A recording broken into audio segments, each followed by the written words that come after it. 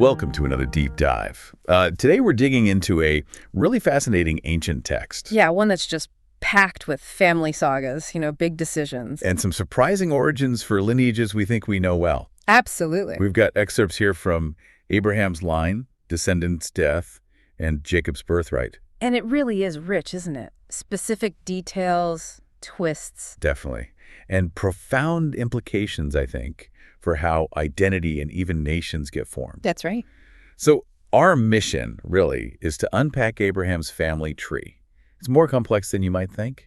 We'll trace where his descendants ended up and then really focus in on that classic sibling rivalry. Isaac's sons, Esau and Jacob. Exactly. We'll cover Abraham's later years, his other children, and then dive into that whole birthright story, the pottage incident. And what's so illuminating there is how something seemingly small, like, a meal, Right. can just have these huge monumental consequences for generations, really. This source, it lays out a narrative that gives insights into identity, destiny, how nations maybe get formed, all from personal choices and, well, what the text calls divine pronouncements. Okay, that sets it up perfectly. Let's jump in.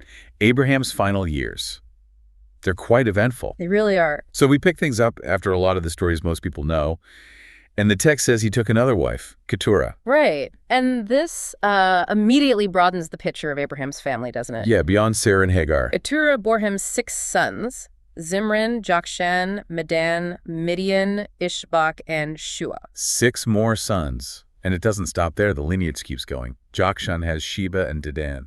And Dadan's sons, Ashurim, Letushim, Eliamim, Midian's sons too, Ifer. Hanok, Abida, Eldah. Wow. These are all Keturah's children and grandchildren. It shows this extensive progeny way beyond Isaac. But how does that connect to, the main line, the inheritance? Well, that's where the source draws a very clear line. It's quite specific. It says Abraham gave all that he had unto Isaac.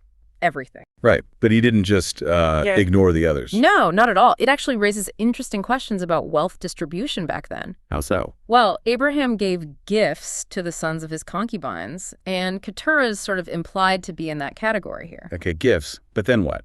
Then, crucially, he sent them away from Isaac, his son, while he yet lived eastward unto the east country. Eastward. So a physical separation. A very significant one. It seems deliberate, setting up separate paths, separate futures, preserving Isaac's primary inheritance. Okay.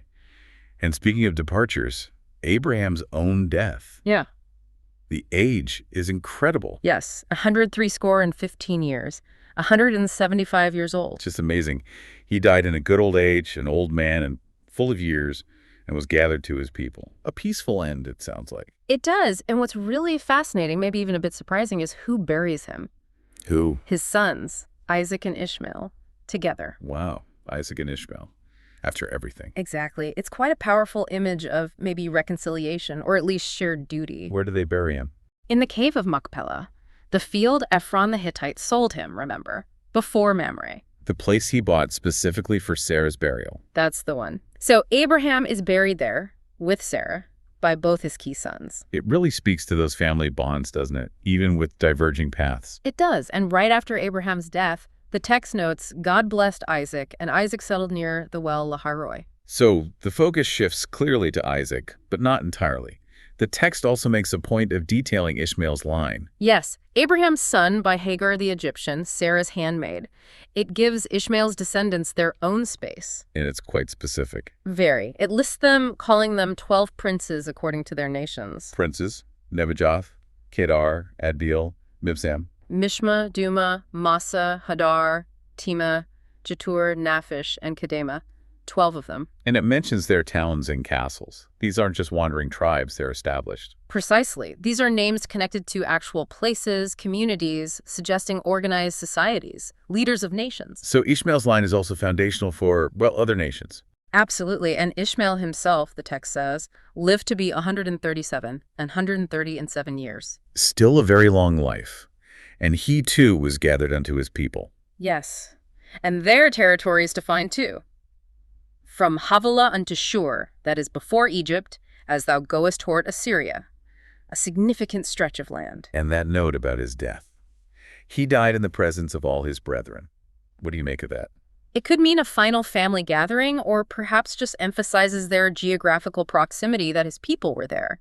An enduring presence. Okay, so now let's pivot fully back to Isaac, the designated heir. Right. Abraham begat Isaac, the text reminds us, reinforcing that main line. And Isaac was 40 when he married Rebekah. Yes, daughter of Bethuel, the Syrian of Paddan Aram, sister to Laban the Syrian. The lineage details are always there. But they faced a challenge early on. Rebekah was barren. She was. And Isaac entreated the Lord for his wife. He prayed. And the prayer was answered. She conceived. But the pregnancy itself was difficult, more than just morning sickness. How so? The children struggled together within her. It was so intense, she questioned everything. Right. She says, if it be so, why am I thus? Basically, if this is a blessing, why does it feel like this? Exactly. And she went to inquire of the Lord. She sought guidance. And the answer she received, well, it's a game changer. A major prophecy. Absolutely monumental. The Lord tells her, 2 nations are in thy womb. 2 nations, not just 2 babies. And 2 manner of people shall be separated from thy bowels, and the one people shall be stronger than the other people, and the elder shall serve the younger. Wow. Before they're even born, their fates, the fates of their descendants, are laid out. Conflict and hierarchy built right in. It's foundational. This prophecy hangs over everything that happens next. It's not just about 2 brothers. It's about the destiny of peoples, with this inversion of the usual order, the elder serving the younger. So the birth itself must have been watched closely. You'd imagine so. When the time came, twins. First one out was red, all over like a hairy garment. And they named him Esau. Yes. And right after, his brother came out, literally holding onto Esau's heel. Grasping, even from birth. Right. So they called him Jacob, which relates to that heel-grabbing or supplanting idea. Isaac was 60 when they were born. 60 years old. So this prophecy, these distinct births, what does it mean for their lives? Well, as they grew up, they were totally different. Chalk and cheese. How so? Esau became a cunning hunter, a man of the field, outdoorsy, skilled in tracking, providing meat. The active type. While Jacob was a plain man, dwelling in tents, more settled, maybe quieter, associated with a home camp. These descriptions aren't just personality notes. They likely reflect different cultural values or roles, too. And this difference played into the family dynamic, didn't it? Parental favoritism. Oh, absolutely. The text is explicit. Isaac loved Esau. Why Esau? Because he did eat of his venison. Isaac liked the food Esau brought home from the hunt. A very tangible reason. Interesting. But Rebekah loved Jacob. Yes, so you have the split loyalty right in the heart of the family. Isaac favors the elder, the hunter. Rebekah favors the younger, the tent dweller. That's bound to cause tension. And it leads us right into the most famous incident between them. The birthright. This moment really crystallizes everything: the prophecy, the favoritism, the brothers' characters. Okay, set the scene. Jacob is at home. He sod pottage. Basically, he cooked a stew, lentil stew, we learn later. A simple meal. And Esau. Esau comes in from the field, exhausted, faint, probably starving after a long, perhaps unsuccessful hunt. And he sees the stew. His plea is pretty desperate, isn't it? Very direct. Feed me, I pray thee, with that same red pottage, for I am faint. That red pottage, which is why he also gets the name Edom, meaning red. Exactly. The name itself is tied to this moment of desperate hunger for red stew. So Esau is vulnerable, desperate, and Jacob. Jacob sees his opening immediately. No hesitation. He says, "Sell me this day thy birthright." This day, right now. Talk about opportunistic. But let's pause. What was the birthright exactly? Why was it so valuable? Good question. It wasn't just being the firstborn. It usually meant a double portion of the inheritance. Double, wow. Yes, and often the leadership of the family or tribe, the sort of patriarchal authority, plus, crucially, the spiritual blessing passed down from Abraham. It was the future legacy, essentially. Okay, so it's hugely significant. Material wealth, status, spiritual leadership, everything. Precisely, which makes Esau's response just shocking. What does he say? He basically says, "Behold, I am at the point to die, and what profit shall this birthright do to me?" I'm about to die anyway. What good is it? He completely dismisses it. He totally devalues his entire future, his legacy, his spiritual inheritance, all because of immediate physical hunger. It's short-sightedness on an epic scale. Jacob doesn't just take his word for it. No, Jacob is shrewd. He locks it down. "Swear to me this day." He demands an oath right then and there. Making it binding. Absolutely. And Esau sware unto him. And he sold his birthright unto Jacob. Just like that. An oath seals the deal. And only then, Jacob gives him the food. Yes. Then Jacob gave Esau bread and pottage of lentils.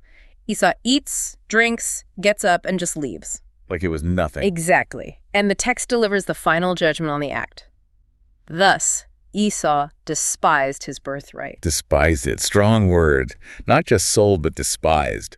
Held it in contempt. It's a profound moment. It's not just a bad bargain. It's framed as a moral failing, a rejection of his identity and future. And of course, it directly starts fulfilling that prophecy. The elder serving the younger, starting with Esau serving his immediate hunger over his birthright, which now belongs to Jacob. Precisely. That single transaction born from hunger and opportunism sets the course for everything else. So reflecting back on this whole deep dive, what really stands out to you now?